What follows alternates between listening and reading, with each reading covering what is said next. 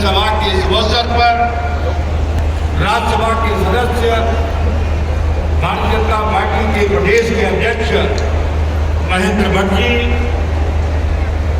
मंच पर आसीन हमारे पूर्व मुख्यमंत्री, भाइयों बहनों और मित्रों, ये तो जश्न मनाया जा रहा है 4 साल का। पहले नगर की पास हो जाती थी या तो मुझको सिंगामी की सरकार ने किया। हर 5वां जवान हमारे उत्तराखंड का सेना का 8.5% की पूर्ति हमारा छोटा सा राज्य करता है। अब परिवार का कोई ना कोई सदस्य, किसी का चाचा, किसी का ताऊ, किसी का मामा देने का काम उसको सिंगामी की सरकार करेगी। अभी तक 28 लोगों को हम नौकरी दे चुके हैं। परमवीर चक्र विजेता जो सबसे बड़ा हमारा परमवीर चक्र गारंटी अवार्ड है, उसकी पुरस्कार राशि पूरे देश के अंदर का पवित्र जल हम लेकर आए। जवान ज्योति के नीचे हमने स्थापित किया। मुझे याद है जब एक के नीचे हम उस कार्यक्रम को कर रहे थे तो एक बहन मुझसे चिपट कर रोने लग गई कि मंत्री जी, हमें कभी उम्मीद नहीं थी कि हमारे भाई को उतना सम्मान मिलेगा। अगर ये तो उसका सिंगामी की सरकार डिग्री बनाएंगे। ये भाग मेरे पास है। मैं आप मीडिया के मित्रों नोट कर लो, 2.5 लाख की डिग्री बन चुकी है। जो लक्ष्य है उससे हम आगे जाने वाले हैं। समिट हुई थी, प्रधानमंत्री जी ने हमारे ब्रांड और सौभाग्य को लॉन्चिंग किया था। और आज जितने हमारे उत्पाद हैं, हमारे ब्रांड हम तीसरे नंबर पे हैं। लेकिन आज जो हाई डेंसिटी का एप्पल हम लगा रहे हैं, शीघ्र हम उससे आगे जाने वाले हैं। हम कीवी के लिए पॉलिसी लाए हैं, हम ड्रैगन फ्रूट के लिए पॉलिसी लाए हैं, हम मिर्च के लिए पॉलिसी लाए हैं, हम अरोमा के लिए पॉलिसी लेकर आए हैं। हमारा ये मानना है अगर किसान मजबूत होगा तो प्रदेश मजबूत होगा, देश मजबूत होगा। इस अवसर पर आप सबका आभार व्यक्त करते हुए, माननीय अमित शाह जी का अभिनंदन करते हुए, कुछ देर में हमारे आने वाले हैं, मैं आप सबका आभार करता हूँ। लेकिन मैं एक नारा लगाऊंगा तो आवाज जो है यहाँ से लेकर दिल्ली तक जानी चाहिए। 4 साल आप बोलेंगे बेमिसाल 4 साल नाश्ता उस्ता नहीं करा क्या? दोनों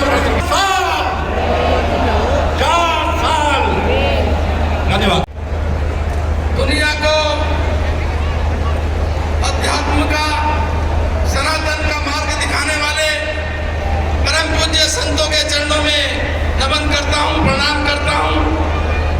आज इस विशाल जनसभा में, आज की इस सभा के सम्मानित अध्यक्ष परम आदरणीय राज्यसभा के सांसद महेंद्र भट्ट जी अनेक प्रकार की योजना बनाई है।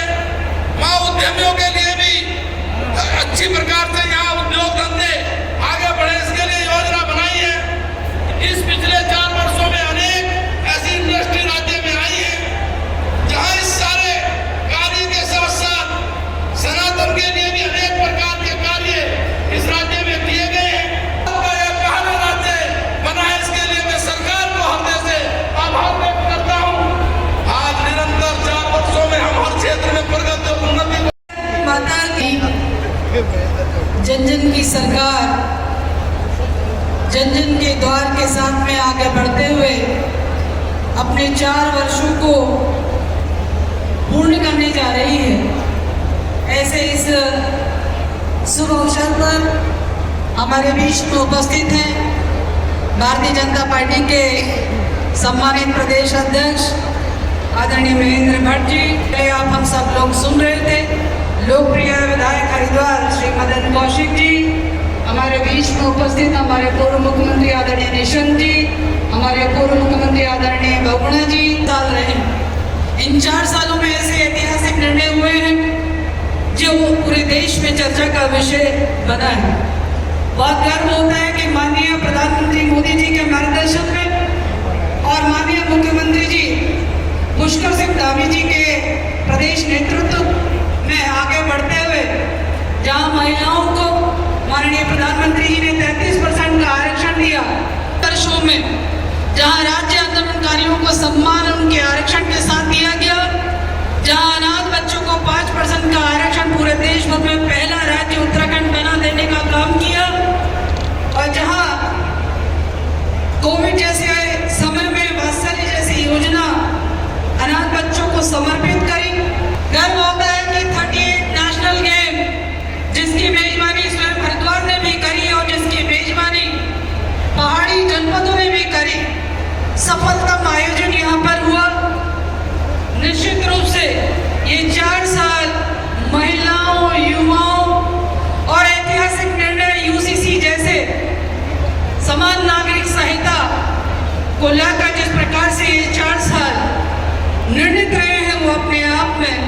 इतिहास रचने का काम करता है।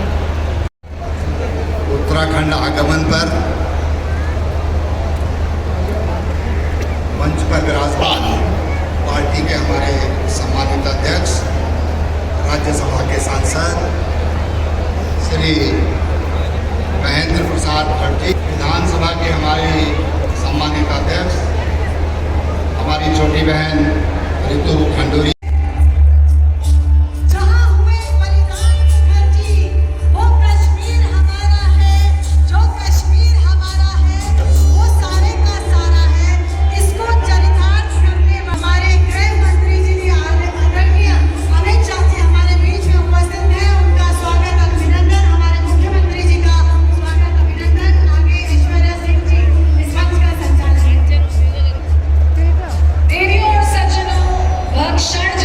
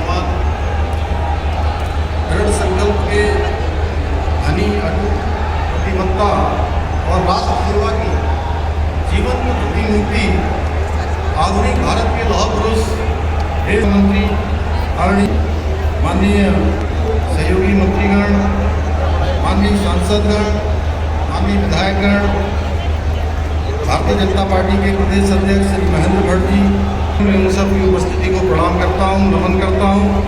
और इस विशिष्ट कार्यक्रम में आप सभी का इतनी विशाल संख्या में यहाँ पधारने के लिए आप सबका हृदय से स्वागत करता हूँ, आप सबका अभिनंदन करता हूँ। वर्ष 2022 में उत्तराखंड की देवतुल्य जनता ने सभी पुराने मिथक तोड़ते हुए, सभी परिपाटी बदलते हुए भारतीय जनता पार्टी को दूसरी बार प्रचंड बहुमत की सरकार के साथ सेवा करने का अवसर प्रदान किया था। ये नतीजा है कि आज देश में आतंकवाद, नक्सलवाद जैसी विघटनकारी शक्तियों पर प्रभावी अंकुश लग पाया है। जिन क्षेत्रों में कभी अशांति और भय का माहौल हुआ करता था, आज वो क्षेत्र विकास और समृद्धि के नए आयाम स्थापित कर रहे हैं। हमारे पुलिस विभाग में 1900 चयनित आरक्षियों को नियुक्ति पत्र प्रदान करने के साथ ही सीए के अंतर्गत पाकिस्तान, बांग्लादेश और अफगानिस्तान जैसे देशों के आए हमारे शरणार्थी भाई बहनों को भारतीय नागरिकता प्रदान की गई है। भारत माता की हो गया भैया, देख लिया आपको, बैठ जाइए, प्लीज बैठ जाइए। हुए मेरे साथ दोनों हाथ उठाइए, जरा उठाइए दोनों हाथ। तीसरी बार भाजपा सरकार बनाने के संकल्प की मुट्ठी बीचे और माता की जय श्री राम, जय जय श्री राम। मंच पर उपस्थित उत्तराखंड के लोकप्रिय मुख्यमंत्री श्रीमान पुष्कर सिंह धामी जी, मोदी जी की मंत्रिपरिषद में मेरे साथी भाई अजय टम्टा जी, उत्तराखंड विधानसभा की अध्यक्षा श्रीमती रितु खंडूरी जी, हमारे वरिष्ठ नेता श्री सत्यपाल महाराज जी, महेंद्र भट्ट जी, इस विशाल समारोह में आए हुए प्यारे भाइयों, बहनों, माताओं और मेरे जिगर के टुकड़े जैसे युवा मित्रों, आप सभी को राम राम। सबसे पहले पूरे देश की आस्था जहां पर निवास करती है, पूरे देश के सभी अखाड़ों के, सभी प्रकार के संगठन के संतगण जहां निवास करते हैं, शुरुआत करता हूं। बाबा केदारनाथ धाम, बद्रीनाथ धाम, गंगोत्री, यमुनोत्री और हेमकुंड साहिब के साथ यहाँ विद्यमान अनेकानेक तीर्थों को प्रणाम कर कर मेरी बात की शुरुआत करना चाहता हूँ। 9 साल अभी अभी मोदी जी आए थे, कार्यक्रम के माध्यम से उत्तराखंड की जनता को बताने आया हूं कि एक जमाना था जब ये उत्तराखंड देवभूमि अपने अधिकारों के लिए संघर्ष कर रहे, अलग राज्य, अलग पहचान, उत्तराखंड की संस्कृति, इसको बचाने के लिए, और उस वक्त उत्तराखंड की रचना करने का काम किया। एक कांग्रेस के सो कॉल्ड विद्वान कह रहे थे,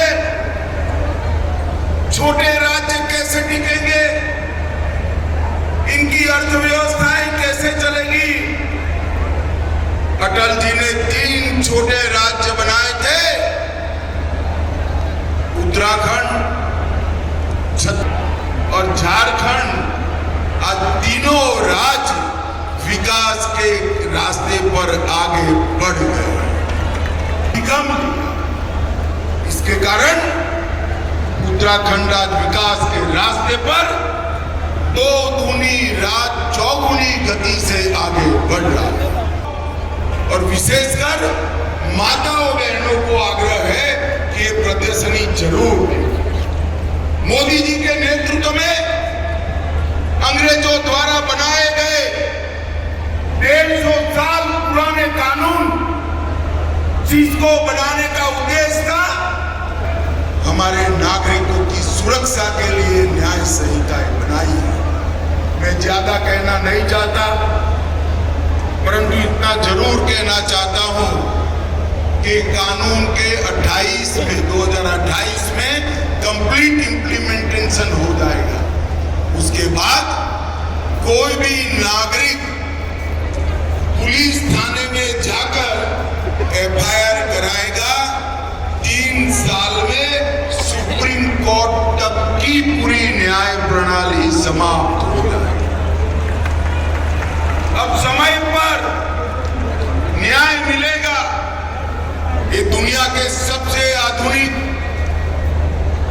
न्याय संहिताएं हैं और ये दुनिया की सबसे वैज्ञानिक न्याय संहिता। मेरा आग्रह है कि आप सभी लोग जरूर इसको देखें। आज यहाँ पर जोर जोर से नारे लगा रहे हैं। 1900 युवाओं को पुलिस आरक्षियों का नौकरी मिल गया।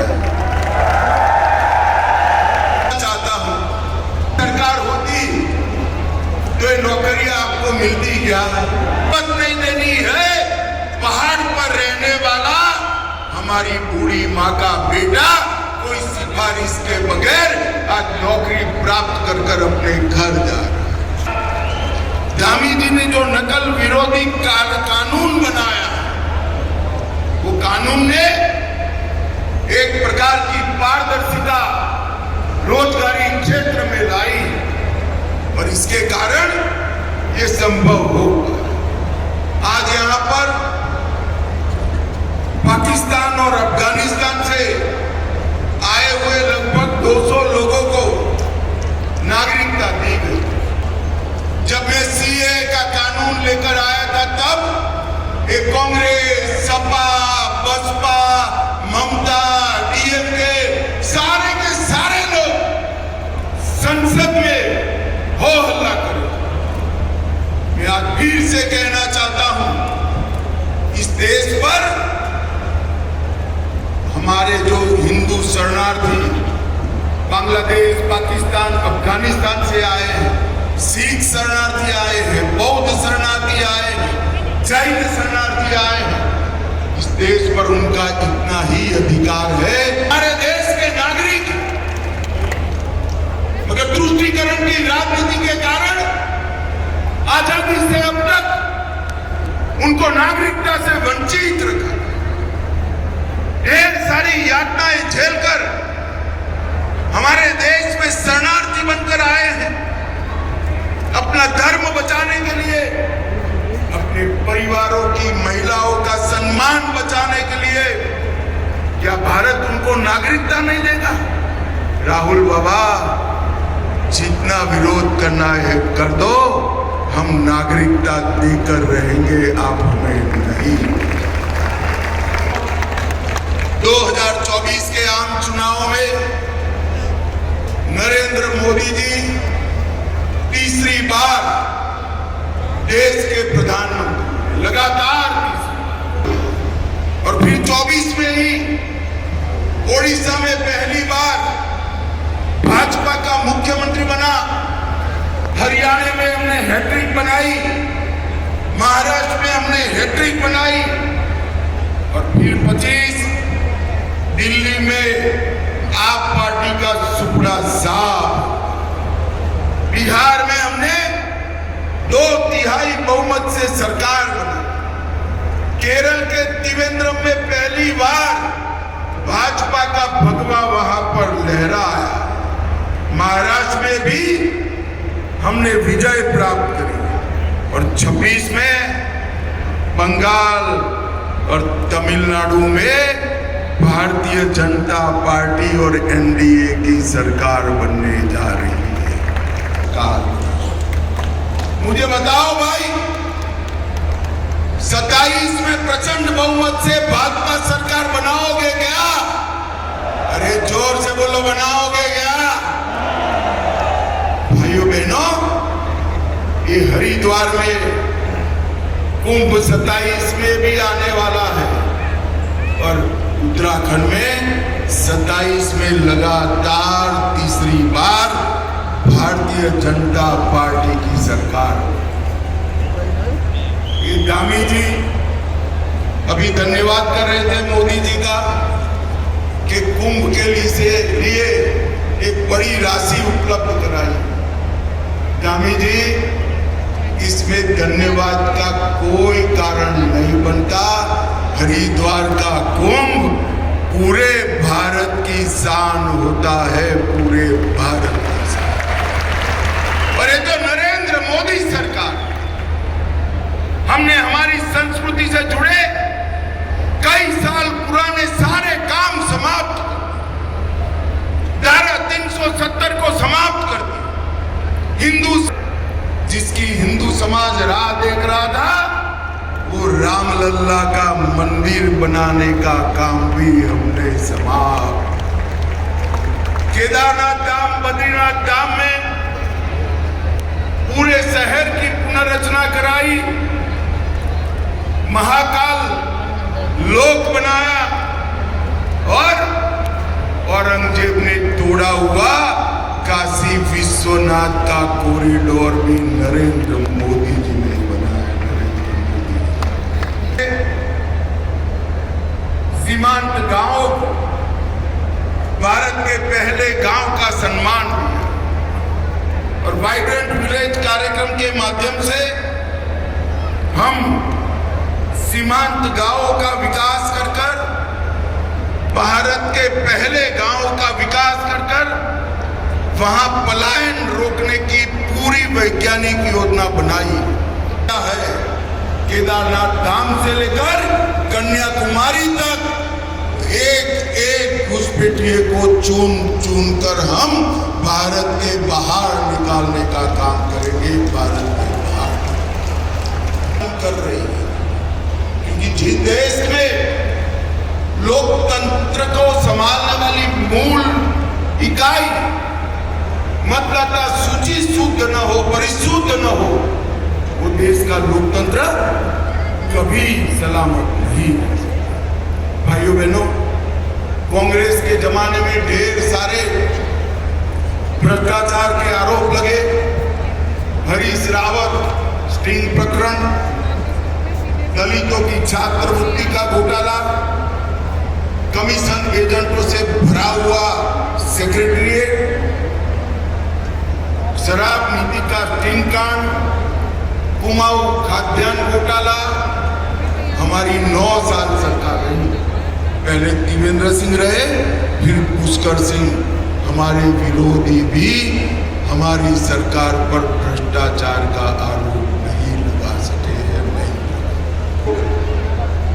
नागरिक का धर्म कोई भी होगा, एक ही कानून से उसको देश में रहना। और उत्तराखंड हमारा देश भर में यूसीसी को लागू करने वाला पहला राज्य बना है, पहला राज्य।